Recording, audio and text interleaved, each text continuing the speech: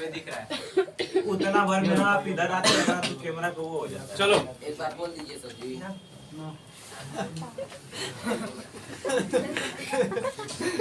देखो question number कौन सा हो रहा था बेटा? खंड ख का चल रहा था ना? खंड ख का, हेलो, खंड ख के कितने क्वेश्चन हो गए थे आपके? ए सर वो हाइड्रोजन खंड ख का 6 का क हो गया था क्वेश्चन, हो गया था ना? हाँ जिसमें से आपने पहले का क्वेश्चन, पहले का आंसर क्या आपने लिखा था? ब्यूटेन, बोलिए। जी। और दूसरे का था क्या? ब्यूटेनॉल, ब्यूटेनोइक एसिड कि प्रोपेनोइक एसिड था? प्रोपेन था ना? प्रोपेनोइक एसिड, मेथेन मेथेनाइट था। जी। अच्छा, 2 कार्बन का हो जाएगा ना, तो मेथेनोइक था। ठीक है, एथेनाइक, जी। ठीक, एथेनाइक एसिड, एथेनाइक एसिड, ठीक है। प्रोपेन छठे का ए, उसके बाद बी, ख है ना? मेंडलीव का आवर्त सारणी या आवर्त नियम क्या है, इसकी व्याख्या कीजिए। तो सुनिए, एक ये क्वेश्चन देख लो, छठे का ख, और उसके बाद आप चले आइए 7वें का अथवा में ग वाला क्वेश्चन। अगर आपके पास अनसॉल्व्ड है तो देखिए उसमें पहल जो आपका ख क्वेश्चन है कि मेंडलीव का आवर्त नियम क्या है। हेलो हेलो, मेंडलीव का आपका पीरियोडिक टेबल का रूल्स पूछा है, और उसमें पूछा है कि मेंडलीव के आवर्त सारणी की विशेषताएं, मतलब प्रॉपर्टी पूछा है उसमें। हेलो, उस वाले में प्रॉपर्टी पूछा है, उसमें आपका क्या पूछा है? रूल्स पूछा है। तो दोनों में कोई ज्यादा वो नहीं है। पहले का आंसर क्या होगा देखो ध्यान से, उसी में थोड़ा सा ऐड कर दिया जाएगा तो अथवा वाला क्वेश्चन आपका निकल के चला जाएगा 7 नंबर का।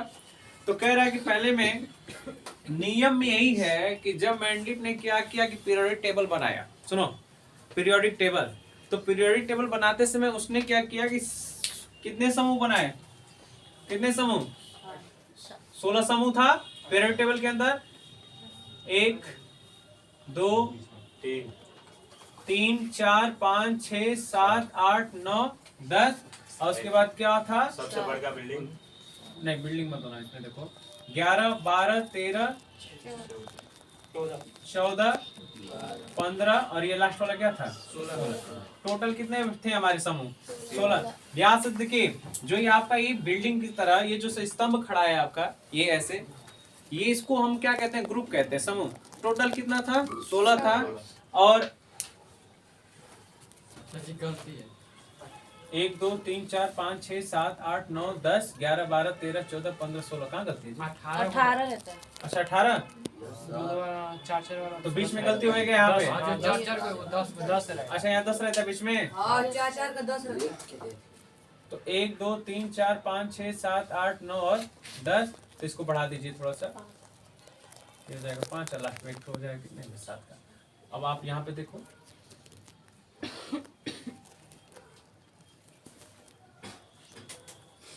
नियम में आपको बस ये लिखना है कि मेंडलीव के आवर्त सारणी में पीरियोडिक टेबल में उन्होंने 16 स्तंभ, मतलब कि 16 ग्रुप बनाए, और जिसमें कि 7 ऑर्बिटल्स थे, सॉरी 7 पीरियड्स थे, जिसको आवर्त कहा जाता है। ठीक है, तो देखो 16 हो गए, यहाँ से यहाँ तक कितने टोटल कितने समूह है? 16, अरे सॉरी 18, और उन्होंने 7 क्या किया? यहाँ से ऊपर से नीचे देखिए 1 2 3 4 5 6 7, 7 उन्होंने क्या किया? पीरियड तैयार किया, आवर्त। अब उन्होंने बताया क्या? नियम में बस थोड़ा सा लिखना, ज्यादा नहीं कुछ करना है, जिसके अंतर्गत उस पीरियोडिक टेबल के अंतर्गत उन्होंने 4 ब्लॉक तैयार किए, और इसके द्वारा इसको बनाने के बाद नीचे उन्होंने 2 सीरीज भी तैयार किया, जिसको कहा जाता है, एक को कहा जाता है लेंथेनाइट सीरीज, एक किसको क्या कहा जाता है? Actinide series. और ये भी किससे ताल्लुक रखते हैं, किससे रिलेशन रखते हैं? इस 6 और 7 वाले पीरियड से ही रखते हैं, 6 और 7 वाले और से रिलेशन रखते हैं सर। मैंने आपको पहले ही बताया था सब कुछ, 9th वालों को पढ़ाया था ना वहां बैठा के। दूसरी चीज, 2 चीज हो गया। तीसरी चीज आपको क्या निकालना है इसमें? आपको तीसरी चीज ये बताना है कि उसने 4 ब्लॉकों में इसको बांट दिया, 4 ब्लॉक में जैसे कि टोटल कितना है, टोटल उन्होंने बताया कि 16 समूह और 7 क्या आवर्त तैयार किया, जिसके अंतर्गत टोटल कितने एलिमेंट हमको फिल कर सकते हैं इसमें 118 तत्वों की, 118 तत्व इसमें हम क्या सब्स्टिट्यूट कर सकते हैं, फिल कर सकते हैं इसमें। फिर उन्होंने बोला कि 4 ब्लॉक बनाया, 4 ब्लॉक के अंतर्गत सारे तत्वों को अलग अलग ब्लॉक में क्या कर दिया, बांट दिया। तो कौन सा, एस ब्लॉक, पी ब्लॉक, और उसके बाद यहाँ से ये वाला डी ब्लॉक, और नीचे क्या हो जाएगा ये वाला, ये दोनों सीरीज होते हैं ए ब्लॉक के एलिमेंट में आते हैं। क्लियर हो गई बात इतना, बस इतना भी आप कहोगे, इतना करके यहाँ पे आपने इसको बनाने हैं। अब बना के अगर अधिक से अधिक आपको दिखाना होगा तो एलिमेंट को फिल कर दो, नहीं करोगे तो कोई दिक्कत नहीं है। इतना भी आप बना लोगे तो क्लियर हो जाएगा। बनाने तो आता है ना पीरियड टेबल। उसके बाद नेक्स्ट सेशन पे आइए, ये आपका क्वेश्चन खत्म हो गया। अब उसी पे लास्ट वाले क्वेश्चन पे आओ, जो उसने लिखा है ना कि निम्नलिखित पे संक्षिप्त टिप्पणी लिखी है, तो उस पे लास्ट वाले क्वेश्चन में पूछा है यही वाला एकदम सेम क्वेश्चन, मेंडलीव की आवर्त सारणी की विशेषता बताइए। अब प्रॉपर्टी पूछ रहा है तो प्रॉपर्टी सुन लीजिए क्या आप लिखेगा कि जब भी हम पीरियोडिक टेबल में, मेंडलीव के पीरियोडिक टेबल में जब भी हम ऊपर से नीचे आते हैं तत्वों का, जब हम तत्वों को जो फिल किए रहते हैं, जब ऊपर से नीचे आते हैं तो तत्वों का जो आकार होता है, जो शेप होता है, वो क्या होता है, बढ़ता चला जाता है। क्या होता है, इलेक्ट्रॉन जो तत्व होता है, एलिमेंट होता है, उसका जो शेप होता है, जो रदरफोर्ड ने बताया था, परमाणु संरचना बनाते हो ना, एटॉमिक स्ट्रक्चर, बोला है कि इसका ऊपर से नीचे आते समय तत्वों का जो स्ट्रक्चर होता है वो क्या होता है, बढ़ता है। First point. दूसरा क्या लिखोगे कि लेफ्ट टू राइट, बाएं से जब दाएं जाते हैं, ऐसे भी लिख सकते हो कि जब समूहों में ऊपर से नीचे आते हैं, ग्रुप में ऊपर से नीचे आते हैं तो इनका आकार बढ़ता है, और जब पीरियोडिक टेबल में बाएं से दाएं जाते हैं तो क्या कहा जाता है, इसको क्या कहते हैं, इनका आकार क्या होता है, छोटा होता है। रीजन क्या होता है, इन तत्वों पे ध्यान से सुना बेटा, बहुत इंपॉर्टेंट टॉपिक है तुम्हारे लिए। ये आज भी समझोगे, 10th में भी समझोगे, 10th का तो चल ही रहा है, 11th में भी समझोगे और 12th में भी वही चीजें सेम टू सेम होंगी। तो कहोगे कि टॉप टू बॉटम, ऊपर से नीचे को टॉप टू बॉटम कहा जाता है, इधर से इधर को लेफ्ट टू राइट। अब टॉप टू बॉटम से ऊपर से नीचे आते समय कक्षाओं का बढ़ना, मतलब कि स्ट्रक्चर का बढ़ना क्या कारण है, तो कहोगे कि ये यहाँ पे जैसे जैसे इलेक्ट्रॉन ऊपर से नीचे इंक्रीज भी करते हैं और वैसे वैसे आवर्तों की संख्या भी बढ़ती है, और जैसे जैसे यहाँ पे पीरियड की टेबल, पीरियड की क्या बोलते हैं, पीरियड जैसे जैसे बढ़ते जाते हैं, आवर्त बढ़ते जाते हैं, वैसे वैसे इनका क्या ऑर्बिट भी क्या हो जाता है, बढ़ता चला जाता है। तो किस हिसाब से इसका आकार बढ़ेगा ऊपर से नीचे आते समय, जैसे कि हाइड्रोजन का बस एक होता है, न्यूक्लियस के साइड में बस एक आपका क्या हो जाएगा, एनर्जी सेल बनेगा, दूसरे का क्या बनेगा, एक और, इस पे क्या हो जाएगा, बढ़ जाएगा, तीसरे में 3, चौथे में 4। अब कहता है कि इधर से इधर जाते समय तो घटेगा क्यों, तो हम कहते हैं कि इलेक्ट्रॉनों की संख्या बढ़ती है बट आवर्तों की संख्या बढ़ती नहीं है। तो हम कह सकते हैं कि जैसे कि यहाँ पे अगर हम कह सकते हैं यहाँ पे हाइड्रोजन, लिथियम, पोटेशियम, सोडियम, तो सोडियम, पोटेशियम, तो यहाँ पे अगर Na है, यहाँ पे अगर यहाँ पे Na आपने सब्स्टिट्यूट किया है, तो कहते हैं यहाँ पे इसका आकार जो उसका क्योंकि इसके इलेक्ट्रॉन कितने होते हैं, 11 होते हैं, तो जब इसका स्ट्रक्चर बनाओगे, थर्ड किसका है, थर्ड पीरियड का नहीं है, तीसरे आवर्त का है, तो कहोगे कि 1, 2 और 3, इलेक्ट्रॉन टोटल 11 है, तो हम कह सकते हैं पहले में 2, तीसरे में क्या, दूसरे में कितना 8, और लास्ट में कितना 1।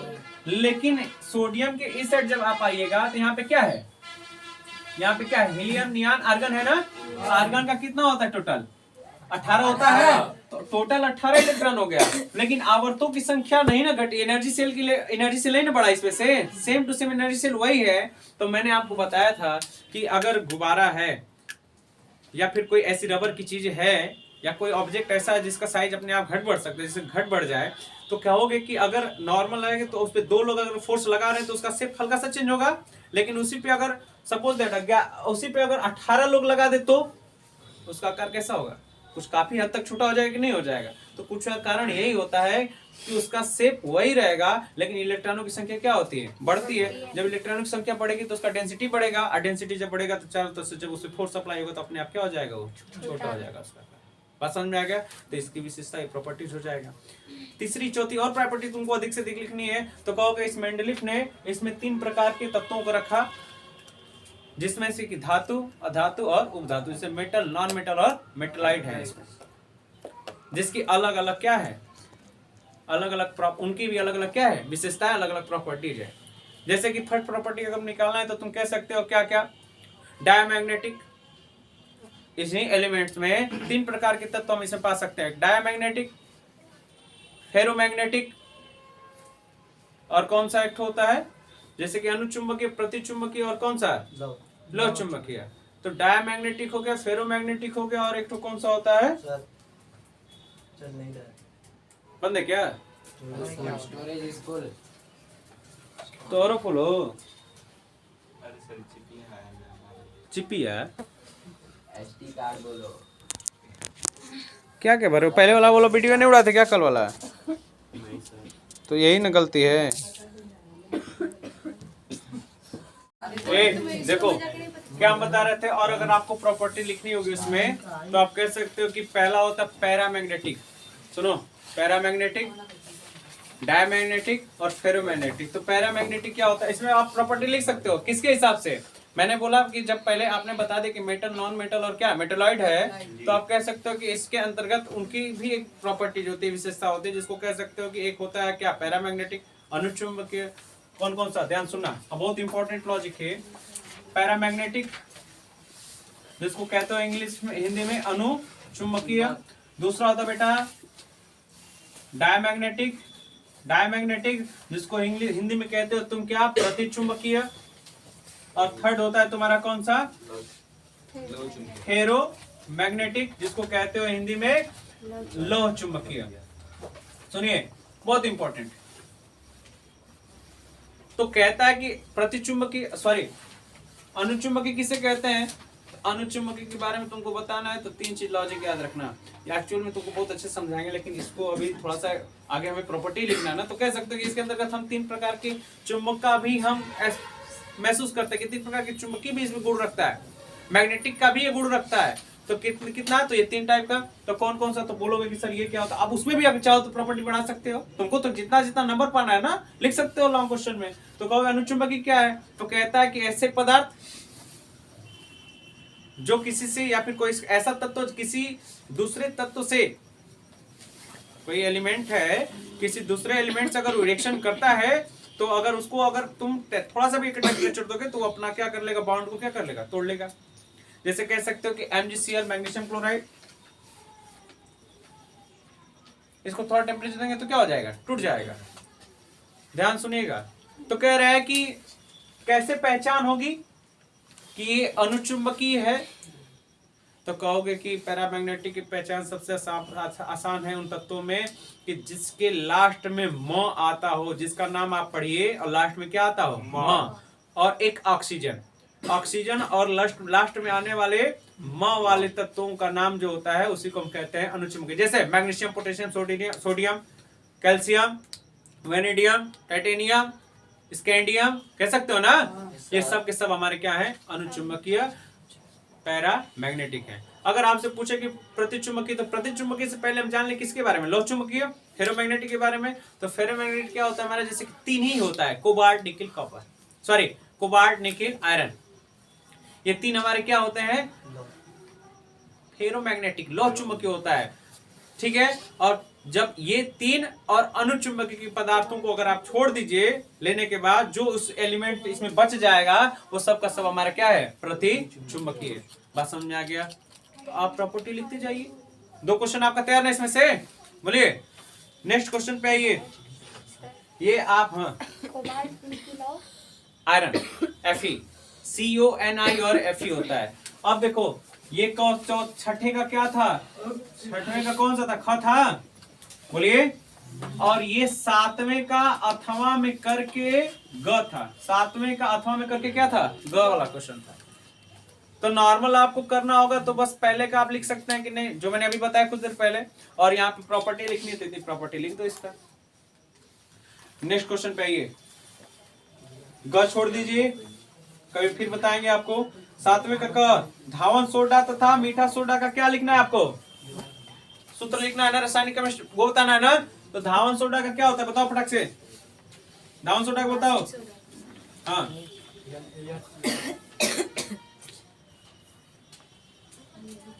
Na2CO3, सोडियम क्या होता है, Na2CO3, धावन सोडा का सूत्र हो गया। क्या होता है 7वें का, क्या है ये 7वां क्या होता है जी, क्वेश्चन कौन सा है ये, 7वें का क है बेटा, 7वें का क, 7वें का क, सातवें का क, धावन सोडा का Na2CO3 होता है। अब मीठा सोडा आए NaHCO3 into 10. किसका रावण सोडा Na2CO3 नहीं होता, सोडियम बाइकार्बोनेट, सोडियम कार्बोनेट। मीठा सोडा का क्या होता है NaHCO, क्या हो जाएगा CO3 होता है NaHCO3। आपको याद करवाया गया था 9th में ना यस सर। ये सब चीजें। तो धावन सोडा का सूत्र हो गया Na2CO3 और मीठे सोडा का क्या हो गया NaHCO3। सोडियम बाइकार्बोनेट और सोडियम कार्बोनेट होता है। क्लियर हो गई बात। धावन सोडा का बेटा सोडियम कार्बोनेट और सोडियम बाइकार्बोनेट किसका हो गया मीठे सोडे का। क्लियर हो गई बात। Yes, sir. नेक्स्ट क्वेश्चन पे आओ। नेक्स्ट क्वेश्चन तुम्हारा क्या कह रहा है, बोला है कि द्विविस्थापन अभिक्रिया ना। तो देखो बेटा द्विविस्थापन किससे कहते हैं। हेलो, अगर आपके पास कोई कंपाउंड है, पहले आप प्रतिस्थापन समझ लें, डिस्प्लेसमेंट रिएक्शन क्या होता है, उसके बाद द्विविस्थापन अपने आप समझ में आ जाएगा। द्विविस्थापन में क्या होता है कि कोई कंपाउंड है, जैसे कि HCl है बेटा, क्या है HCl। अभी मैंने कल बता रहा था कि कोई एसिड के ऐसा कोई एलिमेंट बताओ जिसमें Zn Ag वगैरह था ना, तो मैंने बताओ कि इसमें से कौन सा ऐसा धातु है जो कि हाइड्रोजन को क्या कर सकता है, रिप्लेस कर सकता है, था ना। तो वही रिएक्शन आपका एक काम कर रहा था कि डिस्प्ले क्या बोलते हैं प्रतिस्थापन अभिक्रिया का काम कर रहा था वो। जैसे कि HCl के साथ अगर कोई ऐसा धातु का क्रिया कर रहा है जो हाइड्रोजन को क्या कर दे, प्रतिस्थापित कर दे, यहाँ से रिप्लेस कर दे, अपने आप को सब्स्टिट्यूट कर दे। तो यहाँ से जब हाइड्रोजन को ये कर देगा तो क्या बना लेगा, Zn आ जाएगा इसकी जगह पे। Zn क्या बना लेगा, Cl जिंक क्लोराइड बना लिया और हाइड्रोजन को क्या कर देगा, मुक्त कर देगा, H2 को बाहर कर देगा। ये होता है प्रतिस्थापन अभिक्रिया। द्विविस्थापन किसे कहते हैं, तो द्विविस्थापन आपसे पूछेगा तो कह रहा है कि जैसे यहाँ पे कंपाउंड है ना हाइड्रोक्लोरिक एसिड, कंपाउंड या कंपाउंड ऑफ मॉलिक्यूल कह लो, इसको यौगिक अणु कह लीजिए, कुछ जो है यहाँ पे दो परमाणु का सम्मेलन है ना यहाँ पे, तो कह रहा है कि ऐसा ही कुछ अलग से ला दो इसके बगल में।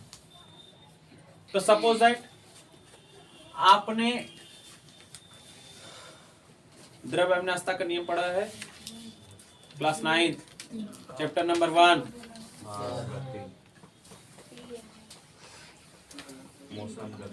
तो उसमें आपको बताया गया था कि AgNO3 याद है, हाँ सर। सिल्वर नाइट्रेट, और क्या था, चांदी टाइप होता है रेड। और क्या था Na कि NaOH, NaCl की NaOH, NaCl ना, सोडियम क्लोराइड। तो मैंने बोला कि जब दो कंपाउंड के साथ रिएक्शन करते हैं तो उसको कहते हैं द्विविस्थापन अभिक्रिया। तो दो कंपाउंड है यहाँ पे, एक ये है। अब इसमें से क्या होगा कि सिल्वर क्या करेगा, सोडियम के साथ क्या कर लेगा, रिएक्शन कर लेगा, सॉरी फॉर दैट, किसके साथ, क्लोरीन के साथ। तो क्या बनाएगा बेटा, AgCl होगा, सिल्वर क्लोराइड हो गया, और यहाँ से क्या बना लेगा, यहाँ से Na सोडियम नाइट्रेट बना लेगा। बात ये होता है, अगर आपसे द्विविस्थापन अभिक्रिया पूछे तो आप रिएक्शन ऐसे लिखोगे। तो किसी दो कंपाउंडों के बीच जब रिएक्शन आप कराते हो तो उसको द्विविस्थापन कहते हैं।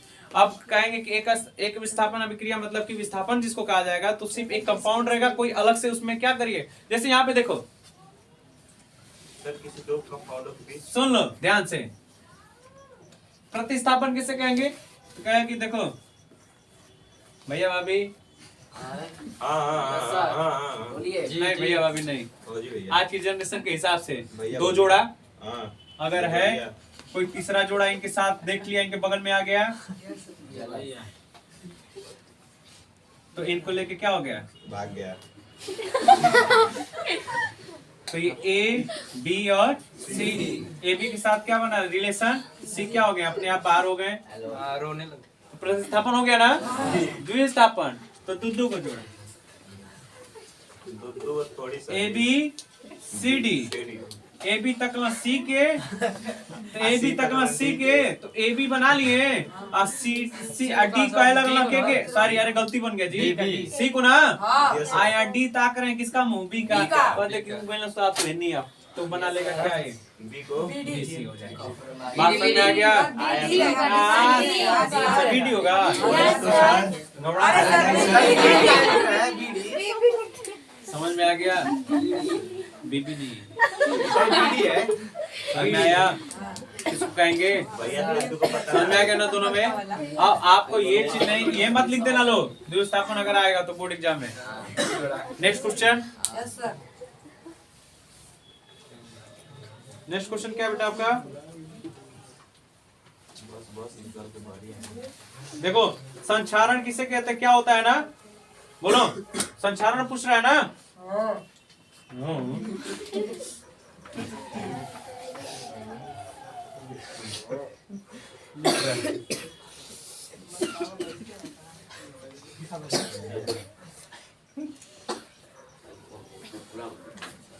देखो बेटा, वायुमंडल है, वायुमंडल जानते हो ना? हेलो, एक वायुमंडल पूरा तुम्हारा ही है, यस सर।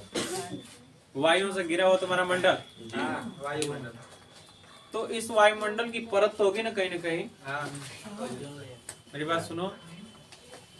तो जो अनेक प्रकार की, या हम यूं कह सकते हैं कि जो खराब गैस होती है, अगर उनके परत पे अगर वो जम जाए, उस वायुमंडल के परत पे अगर जम जाती है, वो चिपक जाती है, तो उस परत को ये खराब करती है। जैसे हम एक कहते ओजोन परत, तुम्हारा ओजोन परत पे इतना यहाँ पे प्रदूषण हो चुका था कि जिसमें वैज्ञानिकों ने पता किया था कि इसमें क्या हो गया, होल हो गया। लेकिन जो तुम्हारा लॉकडाउन लगा, भगवान की मर्जी से तुम्हारा वो क्या हो गया, होल अपने आप बंद हो गया, प्रदूषण खत्म हो गया था पूरा। तो वही कह रहा है कि वही संचारण हो गया था उसके साथ।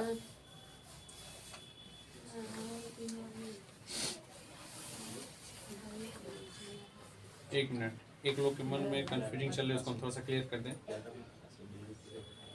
टिप्पण पे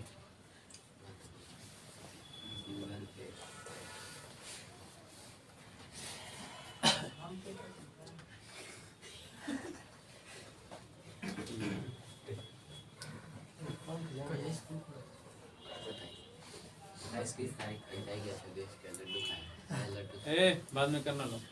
कोरिजन कहा जाता है उसको, ओरिजिन सर, ओरिजिन। ठीक है, कोरिजन कहा जाता है। कहीं कभी से माइंड में चल रहा था क्या होता है संचारण, ओरिजिन होता है। कौन बोला जी? सर अरे सर ये बोला है, बता दिए होते, हम नहीं बोले। पीछे बैठा है क्या? सुनिए, उसी को कहते हैं। तो कह रहा है ना कि जो उसके परत में, जैसे कि जो उसका सरफेस है, उस पे इफेक्ट जो आता है ना, सुनो, जो वहाँ पे क्रियाशीलता की वजह से इफेक्ट आएगा, खराब वाला जो इफेक्ट आता है, इफेक्ट जो होगा बैड होगा, खराब होगा, उसी को हम क्या कहते हैं, संचारण कहा जाएगा, कोरिजन कहा जाएगा। और आप कुछ लिखना नहीं है, ठीक है ना? तो आप लिख सकते हैं वायुमंडल के परत पे जब कोई हानिकारक है, जैसे कि NO2 हो गया, नाइट्रेट हो गया, CO2 हो गया, SO2 हो गया, सल्फर डाइऑक्साइड, ठीक है ना? ये सब गैसें अगर उसके वायुमंडल के परत पे अगर आप जाके चिपकती हैं, तो वो संचारण होता है, जिसकी वजह से उसका परत क्या हो जाता है, खराब हो जाता है, जिसको हम क्या कहते हैं, संचारण कहते हैं। बात और कुछ नहीं है, ठीक है ना? कोरिजन कहलाता है। वायुमंडल की परत पर जब लिखना नहीं है, समझ लीजिए, ठीक है? उदाहरण में जैसे बोला है कि कौन सा क्या होगा, तो वही आपने लिख देना है कि जैसे CO2 हो गया, कार्बन डाइऑक्साइड हो गया, ठीक है ना, NO2 हो गया। ऐसी गैसें जब उसकी परत पे बैठती हैं, तो उसका परत क्या होने लगता है, खराब होने लगता है, उसी को हम कहते हैं संचारण, कोरिजन कहलाता है। बात करता है। नेक्स्ट पे आइए, नेक्स्ट क्या है आपका? साबनीकरण की क्या है, संक्षिप्त टिप्पणी लिखना है ना? लिखो बेटा, हेलो, साबनीकरण देखो लिख रहा है ना?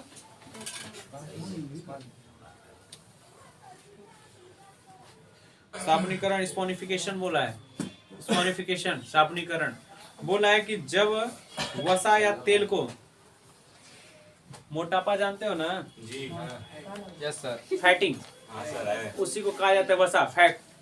और ऑयल तो जानते ही हो। तो बोला है कि जब वसा या तेल को NaOH सोडियम हाइड्रोक्साइड के साथ गर्म करते हैं, हीट की जब किया जाएगा, ध्यान सुनिए, साबनीकरण किससे कहा जाता है? बोला है कि जब इसके साथ हीट किया जाएगा, तो कह रहा है कि तो वसा या तेल के अणु विघटित हो जाते हैं। सपोज दैट कि अगर आप किसी यौगिक में कोई आप बना रहे हो, सामान्य खाने उन्हें बना रहे हो आप, ठीक है, अगर उसमें ऑयलिक है, अगर आपको पता करना है कितना ऑयल है, ठीक है ना, तो आप उसका साबुनीकरण कर दीजिए। साबुनीकरण का मतलब यही है कि आप उसमें सोडियम हाइड्रोक्साइड मिला दीजिए, ठीक है। जब मिलाएंगे तो अपने आप वो वसा छन के क्या हो जाएगी, बाहर आ जाएगी, पता चल जाएगा कि आपकी ऑयलिक की मात्रा कितना है। क्वांटिटी कितनी है। बात समझ में आ गया, यही साबुनीकरण का है। तो आपको बस यही करना है कि जो वसा या तेल में सोडियम हाइड्रोक्साइड की क्रिया करानी है, उसमें डाल के गर्म करना है उसको, और जब गर्म करेंगे तो अपने आप वसा क्या हो जाएगा, बाहर हो जाएगा। बात क्लियर है? नेक्स्ट क्वेश्चन आपका क्या है? नेक्स्ट क्वेश्चन बेटा देखो, हेलो, आवर्त सारणी के आवर्त तथा समूह की परिभाषा कीजिए। वही है ना, ये भी एक क्वेश्चन मिल गया कि नहीं? इसमें मिल गया। ये जो मैंने अभी समझाया था, बोला है कि आवर्त सारणी पीरियोडिक टेबल में जो ग्रुप है और जो उसमें पीरियड है उसका आपको प्रॉपर्टी लिखना है। तो नहीं लिख लोगे कि ऊपर से नीचे आते समय तत्वों का आकार क्या होता है, बढ़ता है, या तत्वों का एटॉमिक स्ट्रक्चर बढ़ता है, और लेफ्ट टू राइट जाने में क्या होता है, घटता है। क्लियर हो गई बात? अगर उसको बढ़ाना है तो ये भी लिख सकते हो कि ऊपर से नीचे आते समय टॉप टू बॉटम होने से ग्रुप में, किसी ग्रुप में ऊपर से नीचे चलते समय इलेक्ट्रॉनों के साथ साथ इनका आवर्त, इसका आकार भी क्या होता है, बढ़ता जाता है। और इधर इसमें क्या लिखोगे, आवर्तों में लेफ्ट टू राइट, मतलब पीरियड में लेफ्ट टू राइट चलने से इलेक्ट्रॉन के साथ साथ इलेक्ट्रॉन तो बढ़ता है लेकिन इनका आकार क्या होता है, छोटा होता है। क्यों होता है, मैंने रीजन बताया ना अभी। क्लियर है ना बात? आवर्तों की संख्या मतलब कि हम कह सकते हैं एनर्जी सेलों की संख्या फिक्स होती है, लेकिन इलेक्ट्रॉनों की संख्या फिक्स नहीं होती, वो बढ़ता जाता है, जिसके आवर्तों के ऊपर दबाव डालने से वो नाभिक की तरफ क्या हो जाता है, न्यूक्लियस की तरफ क्या हो जाता है, झुक जाता है, दबाव पड़ जाता है, जिसकी वजह से उसका आकार जो शेप होता है वो क्या हो जाता है, स्मॉल हो जाता है। क्लियर ना? Yes sir. एक कई तुम्हारा थ्योरी इन तीनों क्वेश्चन को दिखा दिया। एक 2 नंबर का था, एक 3 नंबर का है, एक इसी में एक हमको लग रहा है कि 3 या 4 नंबर का है। नेक्स्ट क्वेश्चन क्या बेटा, हेलो, बोलिए सर। कह रहा है कि या तो 7वें का ये दो आप क्वेश्चन बता दो, 3 नंबर का है, या तो और करके अथवा में दिया है। बोला है कि निम्न संक्षिप्त टिप्पणी लिखना है। रिडॉक्स अभिक्रिया किसे कहते हैं? बहुत इंपॉर्टेंट और बहुत इजी है, सुनो। रिडॉक्स रिएक्शन क्या होता है तो सुनिए। रिडॉक्स रिएक्शन में जिसमें ऑक्सीडेशन और रिडक्शन होता हो उसको हम क्या कहते हैं, रिडॉक्स कहते हैं। मतलब समझ में आया? जिसमें अपचयन और उपचयन होता है उसको हम क्या कहते हैं, रिडॉक्स। ऑक्सीकरण कहते हैं, हिंदी में उसको कहा जाता है ऑक्सीकरण। जी सर। बात समझ में आया? तो 2 एलिमेंट हमें लेना है, एक रिएक्शन तुम्हारे सामने लिख देते हैं, 2 एलिमेंट हम लिख ले रहे हैं। देखो बस आपको एक्सप्लेन करते रहे बेटा, सुनो। हेलो, रिडॉक्स में 2 प्रकार की क्रिया होती है, हम डायरेक्ट लिख रहे हैं। रेडॉक्स में 2 प्रकार की रिएक्शन होता है। लो, कौन कौन सा? एक होता है ऑक्सीकरण, जिसको हिंदी में कहते हैं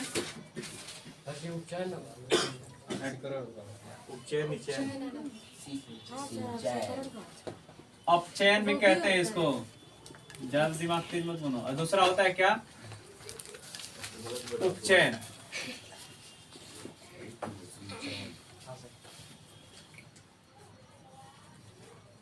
इसको कहा जाता है रिडक्शन,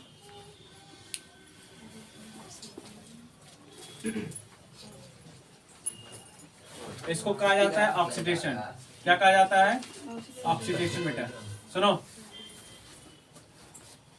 अब क्या चीज है इसको देख लो। जैसे मान लो कि यहाँ पे कोई एलिमेंट है, हेलो, यहाँ पे कोई एलिमेंट है, तो हम कहते हैं ना कि अगर मैं किसी को दे रहा हूं कुछ चीजें, अपने अंदर से कुछ चीजें हमारे पास है, मान लीजिए कि ये हमसे मांगने आ गए कि हमको 2 रुपए चाहिए, तो अगर आप 2 रुपए देते हो किसी को, तो आप क्या हो, धनी हो कि गरीब हो? गरीब। गरीब है। गरीब। अरे ढाई दे रहे हैं। चश्माओं का गमा कुल लौकी लगे हिसाब था लगा के जो बैठल बड़ा कह रहा है कि अगर आप किसी को देते हो तो आप दाता हो, मतलब कि धनी हो। तो जितना आपने दिया उसको आपको दिखाना भी है। तो आपने यहाँ पे क्रिया किया देने का, जैसे एम है ना, यहाँ पे 2 इलेक्ट्रॉन अपने से क्या कर रहा है, बाहर निकाल रहा है। समझ रहे बात को? तो अगर ये 2 इलेक्ट्रॉन बाहर निकाल रहा है अपने से, तो जो देगा ना हमेशा उसके इलेक्ट्रॉन को इस साइड दिखाइएगा। तो 2 इलेक्ट्रॉन निकाला तो इसके ऊपर कैसा चार्ज आएगा, +2 का चार्ज। बात समझ में आया? अगर मैं दूंगा तो मैं कौन सा काम कर रहा हूँ, यहाँ पे कौन सा काम कर रहा हूँ, ऑक्सीकरण का काम कर रहा हूँ। बेटा किसका काम? ऑक्सीडेशन हो रहा है। अगर ये जो काम कर रहा है, तुमने क्रिया की ऑक्सीडेशन का, मतलब तुमने दिया, अब किसने दिया? तुमने। अब तुम्हारा नाम यहाँ पे हो जाएगा, मतलब यहाँ पे तुम ये हो तो तुमको हम कहेंगे क्या, reducing agent, REDUCIN, reducing agent कहा जाएगा, जिसको हिंदी में कहते हैं अपचायक। क्या कहते हैं? चाय। अगर आप हैं, आपने किसी से ले लिया, जी आपने किसी से क्या किया, इलेक्ट्रॉन लिया, तो अगर आप लिया किसी से तो आपके ऊपर कितना चार्ज आ गया, -2 का।